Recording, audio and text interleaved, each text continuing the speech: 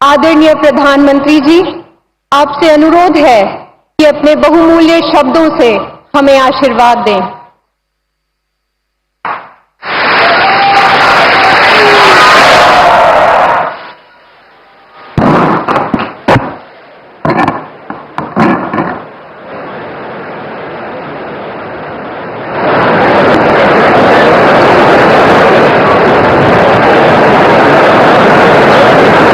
भारत माता की, भारत माता की, भारत माता की।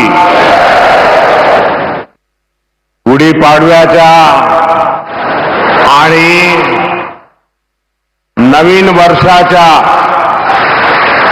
आपल्या सर्वांना अतिशय मनपूर्वक शुभेच्छा।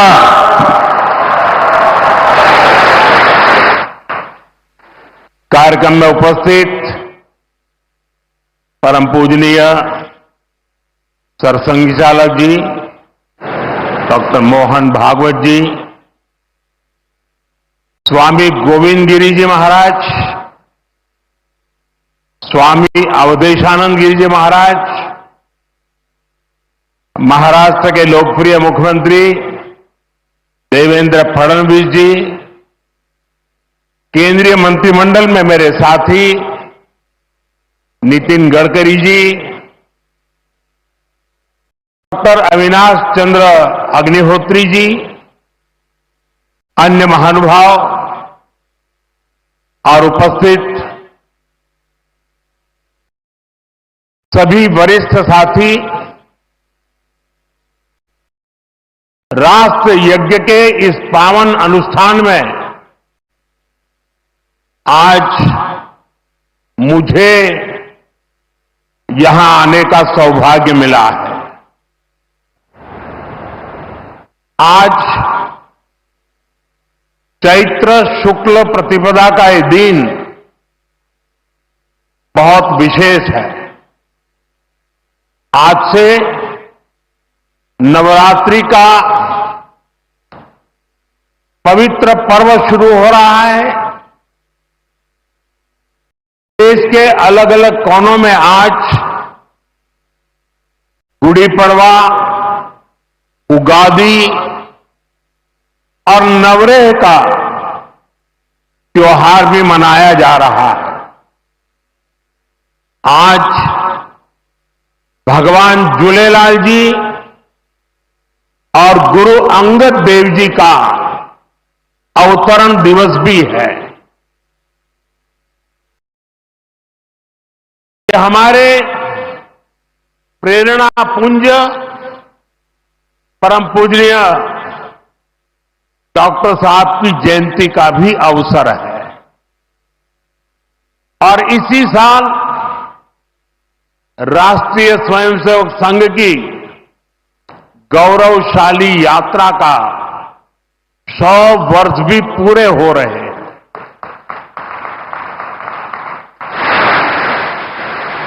आज इस अवसर पर मुझे स्मृति मंदिर जाकर पूज्य डॉक्टर साहब और पूज्य गुरुजी को श्रद्धांजलि अर्पित करने का सौभाग्य मिला।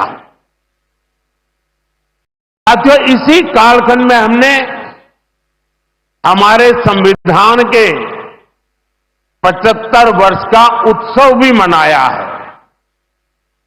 अगले ही महीने संविधान निर्माता बाबा साहब आंबेडकर जी की जयंती भी है।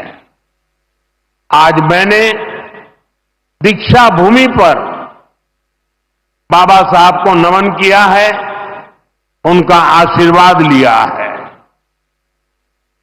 मैं इन विभूतियों को नमन करते हुए देशवासियों को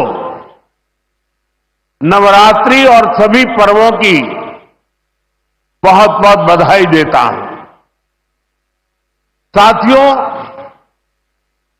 संघ सेवा के इस पवित्र तीर्थ नागपुर में आज हम एक पुण्य संकल्प के विस्तार के साक्षी बन रहे हैं।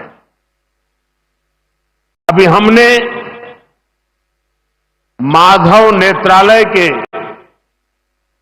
कुल गीत में सुना, अध्यात्म, ज्ञान, गौरव, गुरुता का ये अद्भुत विद्यालय, मानवता रत यह सेवा मंदिर, कण कण में देवालय। माधव नेत्रालय एक ऐसा संस्थान है जो अनेक दशकों से पूज्य गुरु जी के आदर्शों पर लाखों लोगों की सेवा कर रहा है। लोगों के जीवन में रोशनी लौटी है। आज उसके नए परिसर का शिलान्यास हुआ है। अब इस नए परिसर के बाद इन सेवा कार्यों को और ज्यादा गति मिलेगी। इससे हजारों नए लोगों के जीवन में प्रकाश फैलेगा, उनके जीवन का अंधकार भी दूर होगा। इस सेवा कार्य के लिए माधव नेत्रालय से जुड़े सभी लोगों को उनकी कार्य की, उनके सेवा भाव की सराहना करता हूं और मेरी तरफ से अनेक अनेक शुभकामनाएं देता हूं। साथियों, लाल किले से मैंने सबके प्रयास की बात कही थी। आज स्वास्थ्य के क्षेत्र में देश जिस तरह काम कर रहा है, माधव नेत्रालय उन प्रयासों को बढ़ा रहा है। देश के सभी नागरिकों को बेहतर स्वास्थ्य सुविधाएं मिले, यह हमारी प्राथमिकता है। देश में गरीब से गरीब को भी अच्छे से अच्छा इलाज मिले। कोई भी देशवासी जीवन जीने की गरिमा से वंचित न रहे। अपना जीवन देश के लिए दे चुके बुजुर्गों को इलाज की चिंता उनको सताती न रहे, उस परिस्थिति में उनको जीना न पड़े। और ये सरकार की नीति है। और इसलिए आयुष्मान भारत के कारण आज करोड़ों लोगों को मुफ्त इलाज की सुविधा मिल रही है। हजारों जन औषधि केंद्र देश के गरीबों को, मध्यम वर्गीय परिवारों को सस्ती दवाएं दे रहे हैं। इन दिनों देश में करीब 1,000 डायलिसिस सेंटर जो मुफ्त में डायलिसिस की सेवा का एक यज्ञ चला रहे हैं। इससे देशवासियों के हजारों करोड़ रुपए बच रहे हैं, उनको स्वास्थ्य लाभ हो रहा है। बीते 10 साल में गांवों में लाखों आयुष्मान आरोग्य मंदिर बने हैं, जहां से लोगों को देश के सर्वश्रेष्ठ डॉक्टरों से टेली मेडिसिन से कंसल्टेशन मिलता है, प्राथमिक इलाज मिलता है और आगे के लिए सहायता होती है। उन्हें रोगों की जांच के लिए सैकड़ों किलोमीटर दूर नहीं जाना पड़ रहा। साथियों, हमने न सिर्फ मेडिकल कॉलेजों की संख्या में 2 गुना वृद्धि की है, लेकिन हमने देश में ऑपरेशनल एम्स की संख्या भी 3 गुना बढ़ाई है। देश में मेडिकल सीट भी 2 गुनी हुई है। प्रयास यही है कि आने वाले समय में लोगों की सेवा के लिए ज्यादा से ज्यादा डॉक्टर्स और अच्छे डॉक्टर्स उपलब्ध हो।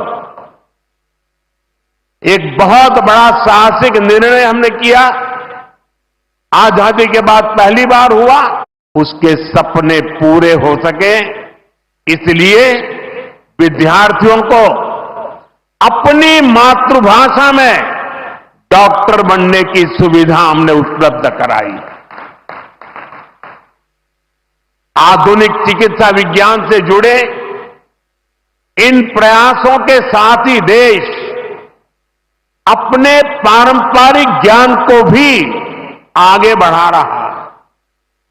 हमारे योग और आयुर्वेद, इन्हें भी आज पूरे विश्व में नई पहचान मिली है। भारत का सम्मान बढ़ रहा है। साथियों, किसी भी राष्ट्र का अस्तित्व पीढ़ी दर पीढ़ी उसकी संस्कृति के विस्तार, उस राष्ट्र की चेतना के विस्तार पर निर्भर करता है। हम अपने देश का इतिहास देखें तो सैकड़ों वर्षों की गुलामी, इतने आक्रमण, भारत की सामाजिक संरचना को मिटाने की इतनी क्रूर कोशिशें, लेकिन भारत की चेतना कभी समाप्त नहीं हुई। उसकी लौ चलती रही। ये कैसे हुआ? क्योंकि कठिन से कठिन दौर में भी भारत में इस चेतना को जागरूक रखने वाले नए नए सामाजिक आंदोलन होते रहे। भक्ति आंदोलन उसका ये उदाहरण जिससे हम सब भली भांति परिचित हैं। मध्यकाल के उस कठिन कालखंड में हमारे संतों ने भक्ति के विचारों से हमारी राष्ट्रीय चेतना को नई ऊर्जा दी। गुरु नानक देव, कबीरदास, तुलसीदास, सूरदास, हमारे यहां महाराष्ट्र में संत तुकाराम, संत एकनाथ, संत नामदेव, संत ज्ञानेश्वर, ऐसे कितने ही संतों ने हमारी इस राष्ट्रीय चेतना में अपने मौलिक विचारों से प्राण फूंके। इन आंदोलनों ने भेदभाव के फंदों को तोड़कर समाज को एकता के सूत्र में जोड़ा। इसी तरह स्वामी विवेकानंद जैसे महान संत भी हुए। उन्होंने निराशा में डूब रहे समाज को झकझोरा, उसे उसके स्वरूप की याद दिलाई, उसमें आत्मविश्वास का संचार किया और हमारी राष्ट्रीय चेतना को बुझने नहीं दिया। गुलामी के आखिरी दशकों में डॉक्टर साहब और गुरुजी जैसे महान व्यक्तित्वों ने इसे नई ऊर्जा देने का काम किया। आज हम देखते हैं राष्ट्रीय चेतना के संरक्षण और संवर्धन के लिए जो विचार बीज 100 साल पहले बोया गया, वो महान वटवृक्ष के रूप में आज दुनिया के सामने है। सिद्धांत और आदर्श इस वटवृक्ष को ऊंचाई देते हैं। लाखों करोड़ों स्वयंसेवक इसकी टहनी, ये कोई साधारण वटवृक्ष नहीं, राष्ट्रीय स्वयंसेवक संघ भारत की अमर संस्कृति का आधुनिक अक्षय वट है। ये अक्षय वट आज भारतीय संस्कृति को, हमारे राष्ट्र की चेतना को निरंतर ऊर्जावान बना रहा है। साथियों, आज जब हम माधव नेत्रालय के नए परिसर का काम शुरू कर रहे हैं, तो दृष्टि की बात स्वाभाविक है। हमारे जीवन में दृष्टि ही हमें दिशा देती है। इसलिए वेदों में भी कामना की गई है, पश्चिम शरदः शतम, अर्थात हम 100 वर्ष तक देखें। ये दृष्टि आंखों की यानी बाह्य दृष्टि भी होनी चाहिए और अंतः दृष्टि भी होनी चाहिए। जब अंतः दृष्टि की बात करते हैं तो विदर्भ के महान संत श्री गुलाबराव महाराज जी का स्मरण भी होना स्वाभाविक है। उन्हें प्रज्ञाचक्षु कहा जाता था। बहुत कम आयु में ही उनको आंखों से दिखाई देना बंद हो गया था, लेकिन फिर भी उन्होंने अनेकों पुस्तकें लिखी थी। और अब कोई भी पूछ सकता है कि जब आंखों से दिखाई नहीं देता है तो उसके बावजूद भी कोई इतने ग्रंथ कैसे लिख सकता था? इसका उत्तर यह है कि उनके पास भले ही नेत्र नहीं थे, लेकिन दृष्टि थी। ये दृष्टि बोध से आती है, विवेक से प्रकट होती है। ये दृष्टि व्यक्ति के साथ ही समाज की भी को भी बहुत शक्ति देती है। हमारा राष्ट्रीय स्वयंसेवक संघ भी एक ऐसा संस्कार यज्ञ है जो अंतर्दृष्टि और बाह्य दृष्टि दोनों के लिए काम कर रहा है। बाह्य दृष्टि के रूप में हम माधव नेत्रालय को देखते हैं और अंतर्दृष्टि ने संघ को सेवा का पर्याय बना दिया है। साथियों, हमारे यहां कहा गया है, परोपकाराय फलंति वृक्षाः,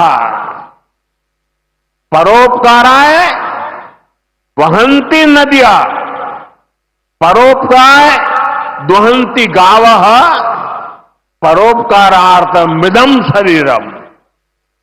हमारा शरीर परोपकार के लिए ही है, सेवा के लिए ही है।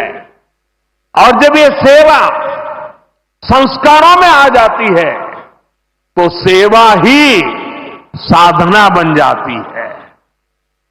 यही साधना तो हर एक स्वयंसेवक के जीवन की प्राणवायु होती है।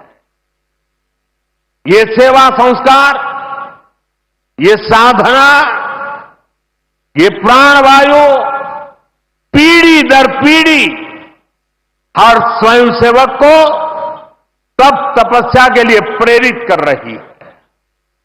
ये सेवा साधना हर स्वयंसेवक को निरंतर गतिमान रखती है, उसे कभी थकने नहीं देती, कभी रुकने नहीं देती। पूज्य गुरुजी अक्सर कहा करते थे, जीवन की अवधि का नहीं, उसके उपयोगिता का महत्व होता है। हम देव से देश और राम से राष्ट्र के जीवन मंत्र लेकर के चले हैं।